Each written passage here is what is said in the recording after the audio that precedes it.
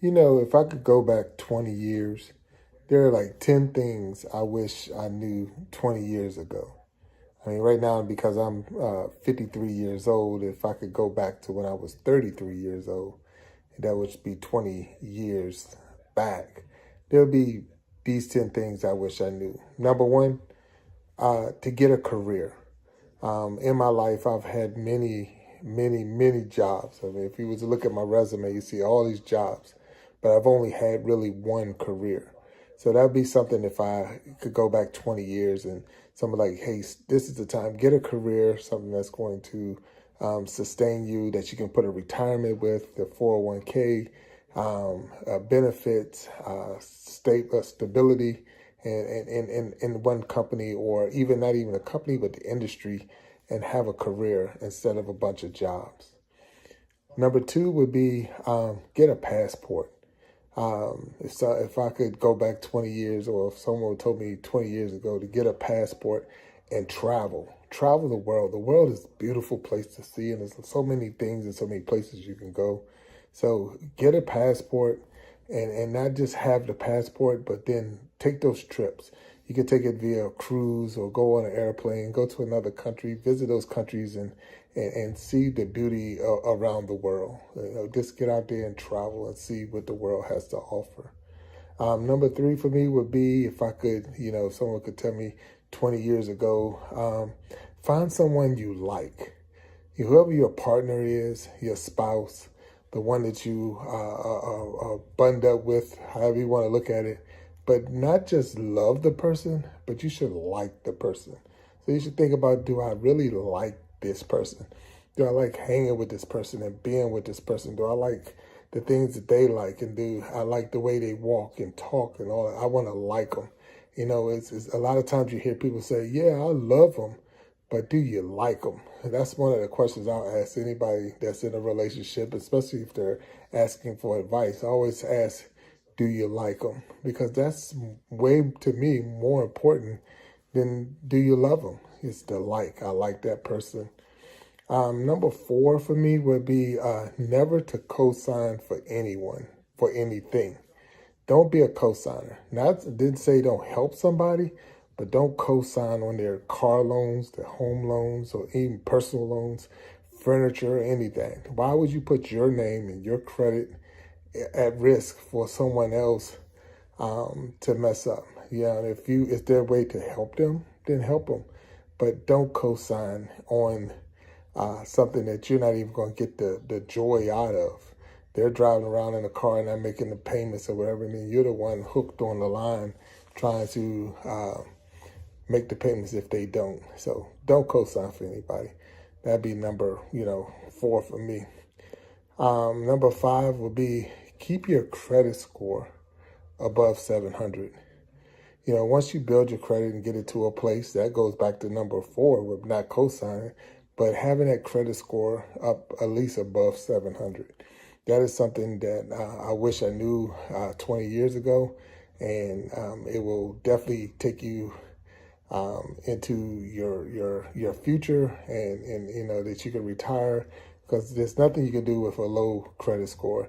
It'd be hard to get insurance, it'd be hard to get a car and a house and all of that if your credit score is not up to par. So definitely do your best to keep that above 700.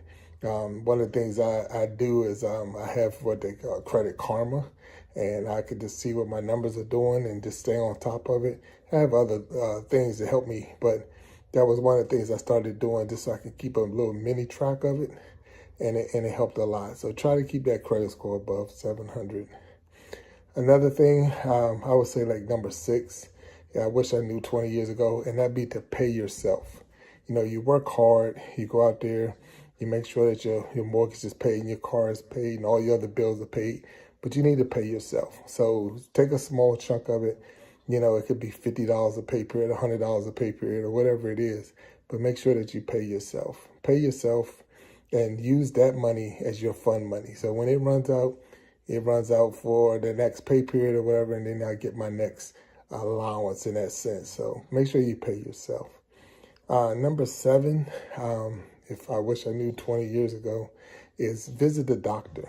Visit the doctor regularly. Make sure that you go out there, if you make your appointments, get yourself checked out, just the doctors, the dentists, and not just your physical health, but your mental health also.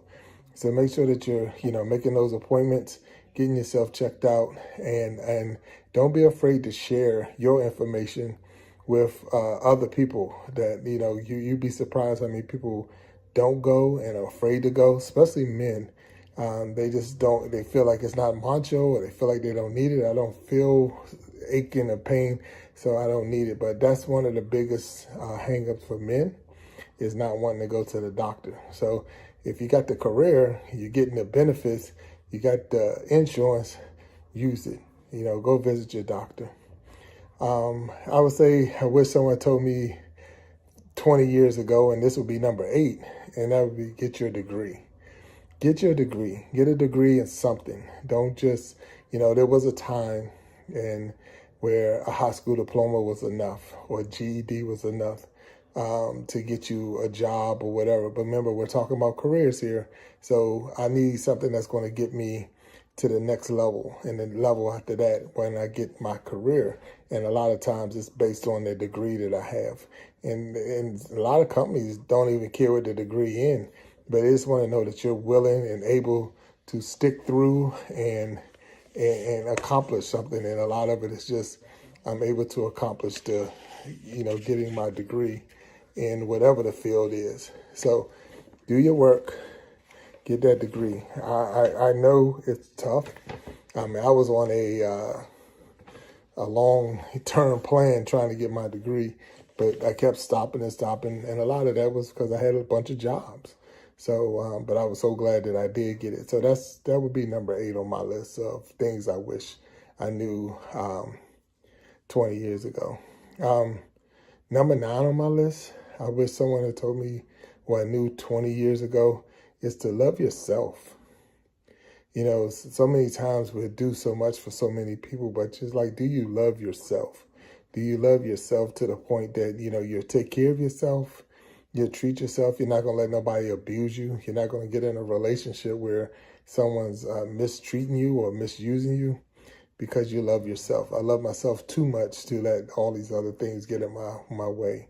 I love myself to be in a bigger circle of people that's using me or mistreating me or even neglecting me.